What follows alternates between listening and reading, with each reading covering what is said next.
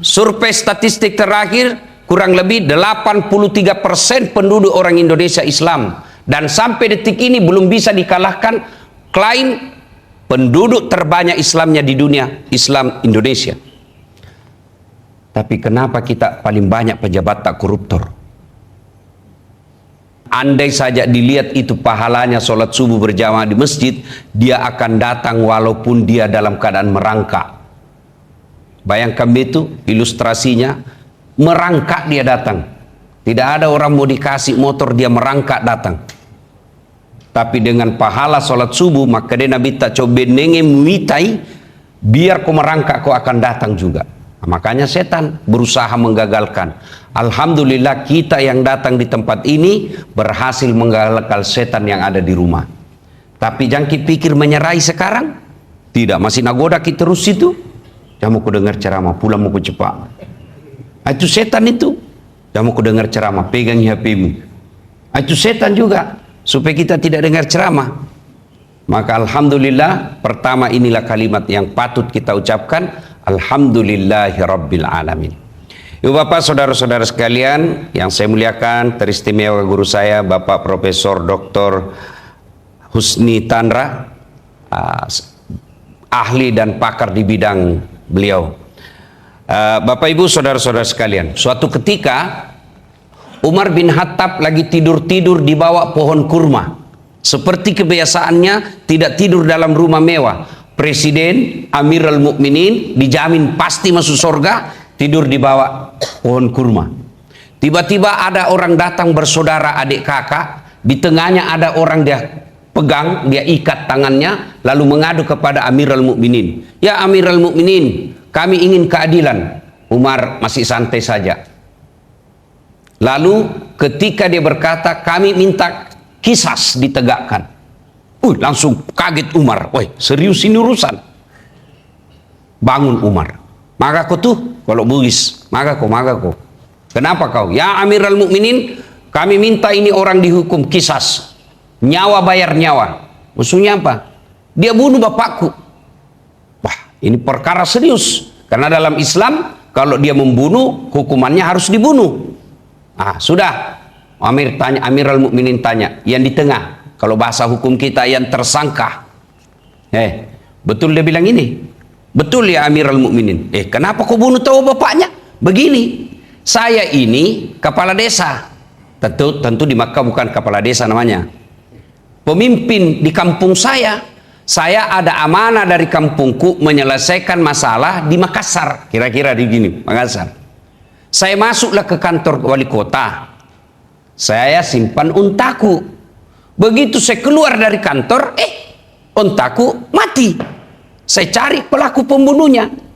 Hilang gitu unta, dan saya dapat, dia bunuh, dan dia lagi kulit-kuliti. Saya dendam, ibaratnya mobilku nak curi, baru nak ambil bannya. Waktu itu tidak ada kendaraan, yang ada adalah unta. Nak curi mobilku, ibaratnya ini ya. Jangan lagi berpikir berarti ada mobil dulu. Ini supaya gampang kita paham. Dia ambil saya punya kendaraan, unta saya, dia bunuh. Saya emosi, ku bunuh juga lah dia. Oh, begitu? Iya. Oh, kalau begitu kau harus kisas. Kau harus dibunuh juga. Begitu? Iya. Kata ini kepala desa, ya Amirul Mukminin, bolehkah saya kodong kembali dulu ke kampungku? Kenapa? Ini kan saya ada amanah dari kampung, saya mau menyelesaikan sama wargaku. Amanah ini saya harus tunaikan di warga saya. Kata Umar, wah tidak cocok kecuali ada yang mau ganti kamu. Oke? Siapa yang mau ganti? Menjadi penggantinya ini. Jaminan kira-kira ya. Menjamin dia. Siapa yang mau menjamin? Tidak ada yang diantara ini. Ya, anggaplah kita di sini sekarang. Tidak ada satupun yang angkat tangan. Ada di antara kalian yang mau jadi jaminannya? Artinya kalau dia tidak pulang ini orang kepala desa, kau yang dipotong. Ya kan? Kalau ganti kepala desa, ganti wali kota, ganti, belum mati, ada yang doakan cepat mati. Ini mengganti mati, Pak. Ada yang mau ganti? Tidak ada. Ada salah seorang anak muda, dia angkat tangannya. Saya, ya Amirul Mukminin. Orang semua balik. Balik Umar bin Khattab, jangan kau main-main. Perkara serius ini. Saya siap, ya Amirul Mukminin. Jangan. Ini perkara bukan main-main. Saya tahu dan saya siap. Pergilah itu. Dan jaminan. Kepala desanya balik. Hari pertama ditunggui. Kan 3 hari jaminannya, 3 hari. Hari pertama ditunggu belum muncul. Hari kedua tidak muncul. Semua masyarakat akan mati. Hari ketiga belum muncul. Tengah hari belum muncul. Batasnya maghrib. Kalau kita di Makassar, di Bugis, mati nih Salman. Agak tomu bicara masalah demu sengi. Kenapa tongko pergi talekang pergi ganti ini orang aku tidak kenal. Begitulah kira-kira bahasa pada zaman itu. Menjelang maghrib tiba-tiba dari kejauhan berteriak, tunggu, saya balik. Kenapa ada bilang? Itu onta saya pakai, onta tua, tidak bisa lari, kupaksa malah jatuh, makanya saya terlambat. Begitu, iya. Lalu saya datang untuk mengganti ini. Terjadilah dialog yang sangat spesial. Kata Amirul Mukminin, kenapa kau mau balik? Kenapa kau balik? Karena apa? Dengar jawabannya. Kenapa kau balik? Nah, ada kesempatanmu lari. Apa? Dengar jawabannya. Saya balik karena saya tidak mau orang mengatakan tidak ada lagi orang Islam yang bisa dipercaya. Lalu semua sahabat berkata, Allahu Akbar, Allahu Akbar. Umar balik ditanya, Salman Al-Farisi ditanya Tonseng, kenapa Tonseng kau mau jadi jaminan? Nah, kau tidak kenal ini orang. Dengar jawabannya Salman Al-Farisi. Saya tidak mau orang berpikir tidak ada lagi orang Islam yang mau menanggung saudaranya sesama Muslim. Seluruh orang takbir, Allahu Akbar, Allahu Akbar. Mendengar 2 orang ini tadi anak yang menuntut, dia katakan apa? Ya Amirul Mukminin, saya maafkan ini saudaraku. Eksekusi dibatalkan.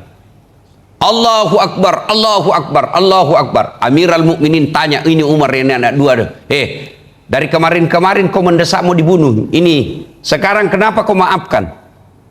Dengar jawabannya. Saya tidak mau orang berpikir tidak ada lagi orang Islam yang mau memaafkan sesamanya orang Islam. Kira-kira masih ada generasi begini sekarang? Nah, coba kita lihat yang pertama ya. Saya tidak mau lagi orang berpikir tidak ada lagi orang Islam yang bisa dipercaya. Pikir makin di Indonesia sekarang ini. Agama apa yang mayoritas di Indonesia? Agama apa? Islam.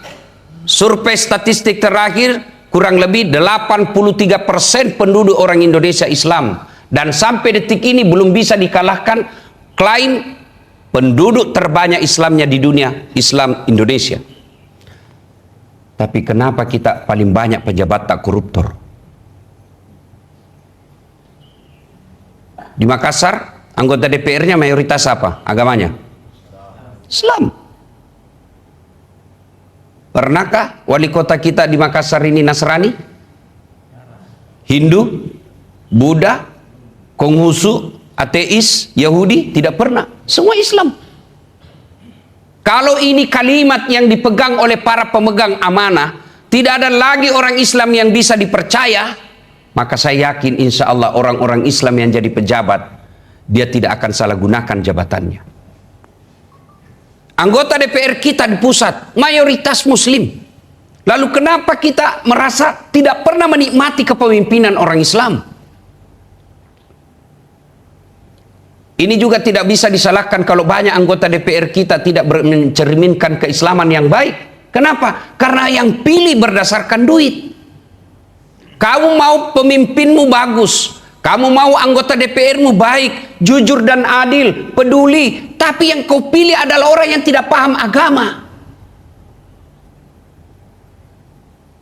Kalau kita menginginkan pemimpin yang adil, maka syarat pertama hilangkan money politik. Dia naga kamu balik mencari anggota DPR. Tidak ada lagi orang yang baik agamanya mau jadi anggota DPR. Tidak ada lagi yang baik agamanya. Kenapa? Karena harus nyogok. Dan ketika sudah masuk karena nyogok, saya ingat sekali itu kata Zainuddin Said, almarhum guru kita. Kalau orang jadi pemimpin karena nyogok, maka pekerjaan pertama yang dilakukan adalah bagaimana kembali modal. Nah, kepercayaan ini yang sangat susah dilihat kita sekarang. Kenapa banyak pejabat yang tidak menggunakan jabatannya dengan baik? Karena dia pikir kejabatan itu kemewahan.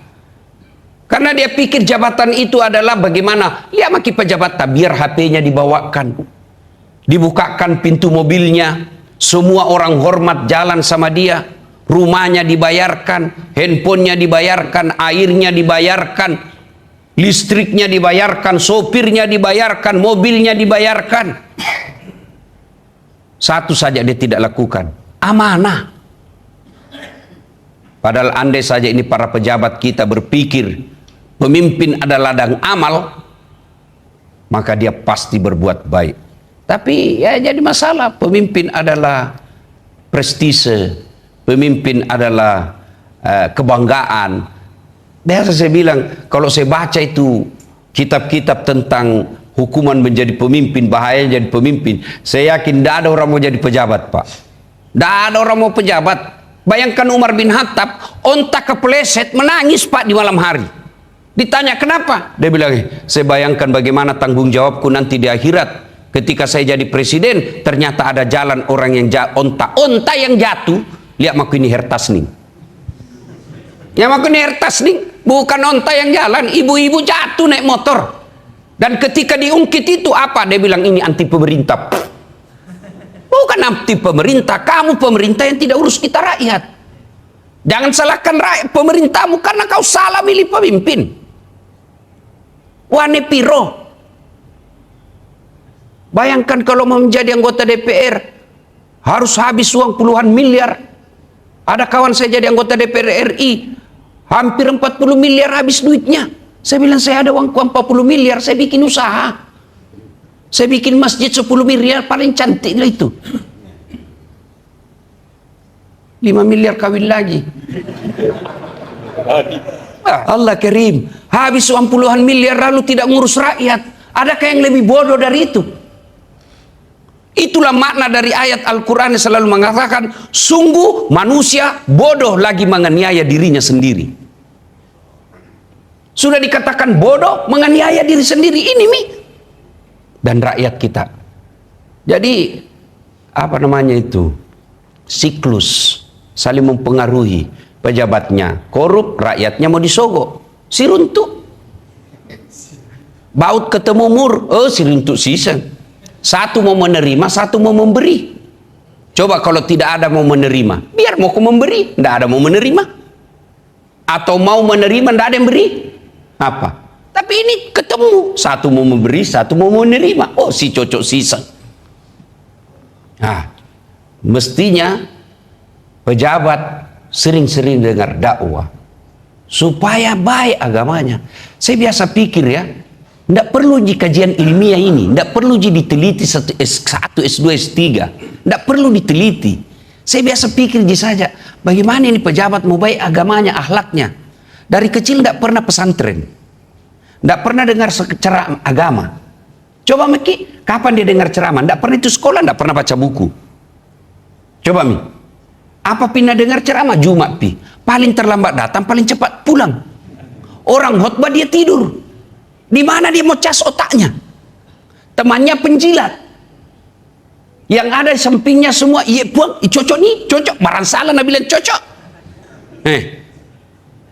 Kemudian sampai di kantor, dijanji-janji dengan rumah jabatan, datang kontraktor yang sudah siap kasih selisih. Ini sebenarnya harganya 10 juta. Tapi tanam bisa kuatur kita dapat 3 juta. Maka soal memang itu. Lalu kapan dia dengar dakwah? Begitu pensiun, mulai baru sadar. Andai saja. Apa andai? Nah pernah aku penjabat. Begitu pensiun, nah turunin nolasa. Begitu pensiun, na paressa no KPK. Hah. Di dunia menderita, akhirat jangan kau harap akan kau senang. Kalau dosa kau kepada Allah masih ada harapanmu taubat. Tapi kalau dosa kau satu kecamatan, oh jangan kau anggap remeh bos. Itu satu kecamatan, bagaimana satu provinsi? Cidak kau, belok mopo. Bilang anak muda masih mau kau. Coba, kalau kita dosa kepada Allah, taubatnya sangat gampang. Tapi kalau kita nipu rakyat pak, pajak kita salah gunakan, amanah kita abaikan, itu yang disebut munafik. Dan orang munafik itu, baca ini baik-baik Al-Quran, baca ini, simak Al-Quran baik-baik. Innal munafikina fid darkil asfili minan nar. Sesungguhnya orang munafik itu keraknya neraka nanti kau tempati. Keraknya neraka, jangan main-main. Ini juga nasihat buat kalian yang masih percaya bakal mati. Kalau tidak percaya kau bakal mati, jangan kau dengar ceramah. Hiduplah kau semau-maumu. Itu kan Nabi pernah dinasihati oleh malaikat Jibril. Muhammad, lakukan apa yang mau lakukan. Ismal masita fa innaka mayyitun. Cocok dengan Ustaz Abdurrahman Qayyum, ada guru saya di sini. Dia bilang, lakukanlah kamu apa yang kamu lakukan, tapi ingat pasti kamu mati. Mau kau silahkan. Mau kau judi silahkan. Bayangkan saya biasa lihat itu penegak hukum mempermainkan hukum. Saya sesak dada saya bro. Kalau orang hukum mempermainkan hukum, coba dengar itu, simak baik-baik ini kalimat saya. Allah saja mengampuni orang-orang yang salah. Yang makna ayatnya, innallaha yuhibbut tawwabina. Allah mengampuni orang-orang yang bertobat. Orang salah saja Allah ampuni. Padahal Allah Maha Kuasa. Kekuasaannya tak terbatas. Dia bisa jadikan siang dan malam. Tapi mengampuni orang yang salah. Bagaimana aparat hukum yang menyalahkan orang yang benar, padahal dia tidak punya kuasa? Pensiunmu saja kau tidak bisa tunda, ajalmu saja kau tidak tahu, lalu kau berani mempermainkan hukum. Nauzubillah min zalik. Jangan kau coba-coba. Kamu bakal menghadapi pengadilan seadil-adilnya, dan pada saat itu tanganmu akan berbicara, mulutmu akan berbicara. Mulutmu ditutup nih. Tanganmu, kulitmu, semua akan menjadi saksi atas apa yang Allah berikan tanggung jawab. Jadi wali kota gampang. Ada uang, pendukung, jadi. Tapi nanti akan ditanya, apa yang kau lakukan menolong agama Allah? Jadi wali kota. Puluhan orang mau jadi anggota DPR, ratusan orang menjadi DPR, tapi saya pilih kau hanya 500 orang di Indonesia. Apa yang kau lakukan untuk agama dan umat? Ini yang pertama, berdialog, hikmah dari dialog ini. Yang kedua, dengar baik-baik. Apalagi dia bilang, waktu ditanya, kenapa kau Salman mau jadi penggantinya, padahal kau tidak tahu? Apa kata Salman?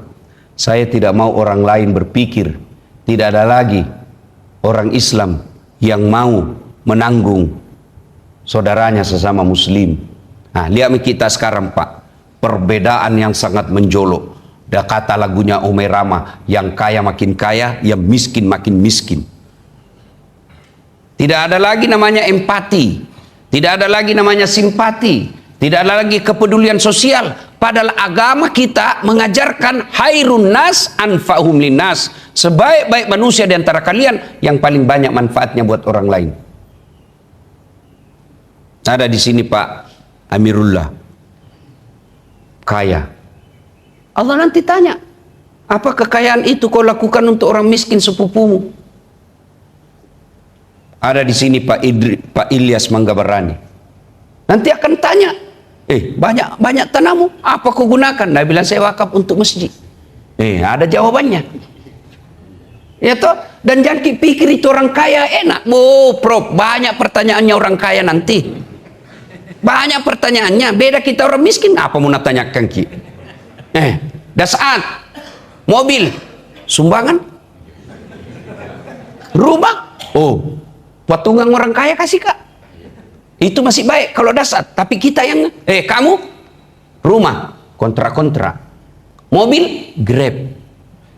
Apa ndak ada pertanyaan Pak? Gaji? Kalian 3 juta 1 bulan. Itu saja ndak cukup. Kau sholat? Alhamdulillah. 5 waktu. Sunnah-sunnah saya lakukan. Kau puasa? Masya Allah ya. Saya puasa Senin Kamis. Bukan cuma Ramadan. Saya puasa Senin Kamis daripada saya lapar, daripada saya puasa. Masya Allah. Kau haji? Mau sekali, cuma tidak ada uang. Sedekah? Ya, kadang-kala ada, kalau ada, kasihan. Zakat? Ya, zakat fitrah aja saya bayar. Zakat harta? Tidak ada hartaku. Kata malaikat, wah baik gak mau. Masuk engkau? Alhamdulillah. Masuklah dia surga dengan penuh kemuliaan. Oh, datang orang kaya, Pak. Nah, bilang malaikat, lama mau aku tunggu. Iko na tu megalak ada ceritamu. Mau mulai ditanya. Kalau dilihat gajimu sebagai kepala dinas, tidak mungkin kau bisa pakai Rolex. Dari mana kau itu? Anu apa? Tidak jelas, ditampelin. Bawa keluar darah di telinganya. Mau lari ditanya lagi. Itu istrimu, cincinnya semua berlian. Dari mana itu? Dari mana itu? Itu anakmu pakai mobil harga ratusan juta. Dari mana? Tidak mungkin ada itu kalau gajimu. Nah, itu gaji transparan. Tidak boleh dirahasiakan oleh negara. Siapa bilang? Siapa bilang dirahasiakan oleh negara? Nah, ada tuh SK-nya. Kau bisa baca di medsos. Lalu dari mana? Dari mana kau dapat itu? Anu apa? Ditaranjai sih. Diinjak lagi, ditarik lagi. Itu anakmu pakai behel, dari mana itu? Kau tahu itu behel 40 juta satu kali umroh. Dari mana kau dapat itu? Tegelnya rumahmu dari mana kau dapat itu? Pentilmu itu yang mahal dari mana kau dapat itu? Semua akan ditanya. Anu apa? Sholat kok? Sholat ji. Puasa. Masuk di surga, Pak. Tapi babak belur mi. Pak. Baik, ketemu pembantunya. Masuk di surga tapi tak siok-siok mi kesiap. Berdarah-darah mi. Masuk pembantunya. Puang. Boleh kaki ke sini? Dari mana Ki? Kenapa kita terlambat? Lama mak saya di sini. Dia bilang, terlambat Kak. Ngapa kulle? Kenapa bisa nampak mobil Taituar? Dia bilang, ini mobil banyak sekali pertanyaannya. Coba. Maka silakan kaya. Allah tidak larang kaya. Saya juga tidak sependapat kalau orang kaya dibully. Tidak, Allah tidak larang kita orang kaya. Generasi pertama masuk Islam itu anak muda yang kaya. Kira-kira sekarang namanya anggota HIPMI. Abdurrahman bin Auf, orang kaya muda. Umar bin Affan, orang kaya muda. Abu Bakar Siddiq, usia 30 tahun. Orang kaya muda. Muhammad sallallahu alaihi wasallam pun anak muda yang kaya zaman itu. Maka Allah cuma minta kau peduli dengan sesamamu kekayaanmu itu. Kalau kau tidak bisa bantu duit, bantu tenaga. Tidak bisa kau bantu tenaga, tidak bisa kau bantu duit, bantu dengan semangat dan doa. Tidak bisa juga itu, jangan kau bully. Ini kan yang banyak kita, ada pembangunan masjid, tidak pernah menyumbang. Tidak pernah datang. Tidak pernah bantu tenaga, jai cari tanah. Banyak, diam kau saja. Yang banyak cilat. Ada memang tom begitu Pak. Tidak pernah nyumbang. Tidak pernah datang gotong royong, tidak pernah datang bawa kue, cari di pangkat-pangkat di warung kopi, diam aku saja. Maka orang Islam punya kepedulian kepada sesamanya Muslim. Tetangga kita itu akan ditanya nanti. Coba lihat itu Islam dalam mengajarkan kepedulian sosial. Jangankan orang lain, tetangga saja Pak, coba lihat tetangga atas saja, itu dilarang kita tanam pohon, menyeberang itu daunnya ke tetangga Pak. Begitu Islam mengajarkan namanya kepedulian sosial.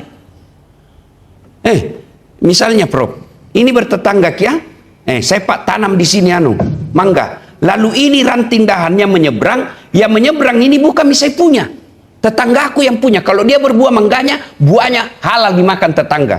Kenapa? Karena menyeberang pagar. Langsung mahasiswa aku tanya, bagaimana kalau ada istrinya tetangga menyeberang pagar? Lentom masalahnya itu. Ya kan? Allah, lain tongi rumusnya lain tongi itu ya. Bayangkan kita bertetangga itu kepedulian sosial. Coba lihat lagi ajaran agama kita. Itu Nabi ajarkan kalau kau mau masak dan itu bau aromanya tetanggamu, bau masakanmu menyeberang ke tetangga, itu mesti kau kasih. Coba lihat itu. Itu dalam bertetangga. Dan ada orang rajin berjamaah tapi tidak punya kepedulian sosial. Gagal itu makna sosial dalam berjamaah. Apa maknanya? Coba lihat itu diajarkan. Kalau kau datang ke masjid, disunahkan pakai parfum. Apa itu parfum? Sampai kena Allah? Tidak. Apa gunanya? Jangan sampai bau badanmu mengganggu orang di sampingmu. Itu kepedulian sosial. Kenapa Nabi juga mengajarkan kita, kau sikat gigi dulu kalau subuh. Kenapa? Jangan sampai itu bau mulutmu mengganggu di sampingmu. Allahu Akbar. Alhamdulillah. Musese ke situ sadipin. Mapamula takabere la susal musesai iko manyamang alena masesai. Itu semua nilai-nilai sosial yang ada di dalamnya. Jadi heran kita kalau ada orang soleh kepada Allah ibadahnya baik, tapi tidak soleh kepada tetangganya. Bertetangga kita orang Bugis dulu itu kan, tidak meminta itu istilahnya orang Bugis, ya Prof ya. Tidak meminta itu kalau kita akan asal ngogie pasilelei. Dek nama kadau gie talika, tidak pasilelei kak golata. Tularkan saya kenikmatanmu. Tidak dia bilang minta kak, karena minta itu tidak baik dalam Islam. Tapi maka dia pasilelei kak, tularkan saya itu kenikmatan yang Allah berikan kepadamu. Dan dia juga tidak bilang pinjami saya. Tapi meskipun dia bilang pasilelei kak, dia akan ganti nanti. Allahu Akbar. Yang ketiga, karena sudah masuk jam 6 ini, orang mau ngopi lagi nih bro. Saya kira cukup nih kapan di lain kali bilang yang ketiganya ini ya. Insya Allah ya. Karena kalau terlalu lama tidak suka anak muda. Ini saja tausiah kita untuk memelihara keimanan, mesti memang kita berteman dengan orang-orang soleh. Ya, jangan lupakan kematian. Jangan lupa kematian. Serapi apapun program yang kita buat, kalau Allah sudah bilang pulang, pulang Pak. Dia nagaga. Makanya saya selalu bilang kepada anak-anak teman-teman saya, mahasiswa saya, tidak penting itu programmu indah, tidak penting itu programmu rapi. Yang paling penting kau tetap di jalan yang lurus. Kalau programmu rapi, tapi melanggar agama, atau rapi dan tidak melanggar agama, tapi tiba-tiba Allah kau lupakan Allah, programmu bagus, bagus sekali, tapi kau lupa ibadah. Tiba-tiba Allah bilang pulang, tidak sampai kau di tanggal 10, tidak sampai kau di tanggal 10 misalnya program ke 10, tapi baru 3, kau lupa Allah, Allah bilang pulang, sia-sia itu 3, dan kau tidak sampai juga di 10. Tapi kalau kau selalu di jalan yang benar, meskipun tidak sampai, kau tidak akan celaka. Maka selalulah berada di jalan yang benar. Dan salah satu mendapat jalan yang benar itu berteman dengan orang-orang soleh. Ya, Bapak Ibu, saudara-saudara sekalian, ini saja. Terima kasih Prof. Saya ini tadi malam, biasanya saya diminta ceramah. Ini saya minta di sini. Saya minta. Begitu Pak Amir, di mana buka puasa kita, karena kita punya komunitas buka puasa, saya mau datang ceramah di masjid. Makanya terlambat pengumuman. Ya, alhamdulillah. Saya langsung tanya, ada Prof Husni. Karena beliau tidak pernah diajar saya, karena beliau dokter, saya sospol. Kan tidak mungkin. Tapi saya belajar kehidupan namanya. Guru itu tidak harus dalam kelas. Kita bisa mengambil sisi satu. Apa yang saya ambil dari Prof ini, beliau ini pakar di bidangnya. Anestesi. Yang saya belajar dari beliau itu, satu, ilmunya betul-betul dia kuasai dan dia bawa kepada Allah. Ada bapak profesor doktor di bidang kesehatan tapi tidak sholat. Ada saya lihat begitu. Tapi beliau ini selalu bicara, ilmunya selalu dibawa kepada Allah. Bagaimana beliau bercerita tentang ginjal, bagaimana namanya bibius orang. Ada itu namanya anestesi. Kalau orang mau dioperasi, dikasih mati dulu. dikasih mati nih. Dia bilang kasih mati orang ustaz, mati kecil namanya, itu gampang. Tapi menghidupkannya kembali ini bikin domba orang. Saya bisa suntik dia, pingsan. Tapi apakah dia bisa hidup lagi ini? Karena Allah yang punya kuasa itu. Dan beliau syukuri, sehingga apa kita lihat beliau. Banyak orang pensiun pak, tidak bisa membedakan mana istrinya, mana tetangga. Malilu nih pak. Iya toh? Tapi beliau pensiun, coba lihat. Sehat bugar. Sehat bugar. Saya sudah berpuluh tahun kenal beliau. Saya tidak memuji ya. Berpuluh tahun saya kenal beliau. Saya kenal pertama waktu tsunami. Sama-sama rombongan kita relawan. Beliau saya lihat capek sebagai dokter kemanusiaan. Saya pegang tangannya. Saya bilang, Prof, kalau mau ki diurut, saya urut ki. Saya pintar-pintar tong, ada tong ilmuku soal itu. Begitu saya urut, dia bilang, manyamang sedih. Sejak itulah saya kenal. Dan saya bangga. Karena zaman 20 tahun yang lalu, tidak ada yang tidak kenal beliau dalam rimba persilatan ilmu di Unhas. Siapalah saya ini, Cundekke. Hah? Bisa kenal dan saya urut, itu kebanggaan buat saya. Alhamdulillah. Begitu saya sakit, satu-satunya profesor yang datang besuk saya, beliau. Bukan di rumah sakit, di rumah saya datang beliau. Saya merasa, siapalah saya ini didatangi oleh Prof. Husni Tandra, yang anak muridnya yang pernah diajar. Dia bilang, Ustadz, kalau didatangi gitu beliau, nah hargai sekali maki. Karena kami ini saja muridnya, ketemu saja beliau itu, biasa tidak berani lihat matanya. Begitu berwibawanya. Dan yang paling saya senang beliau itu kedisiplinannya. Disiplin. Kenapa? Karena dari Jepang. Saya selalu bilang kalau orang dari Jepang sekolah pasti pintar itu. Karena ada namanya KKN di Jepang. Nggak mentang-mentang Mas Sapo ki, oh lulus aku. Nggak laku itu di Jepang Pak. Terima kasih atas kehadiran Bapak Ibu sekalian. Mudah-mudahan apa yang saya sampaikan ini ada faedah. Pesan terakhir, jangan pernah bosan untuk sholat jamaah di masjid dan dengar dakwah. Insya Allah pasti Allah kasih hadiah. Seminimal-minimalnya hadiah di akhirat. Lebih dan kurangnya mohon dimaafkan. Usikum wa nafsi bitaqwallah fastabiqul khairat. Assalamualaikum warahmatullahi wabarakatuh. Did you know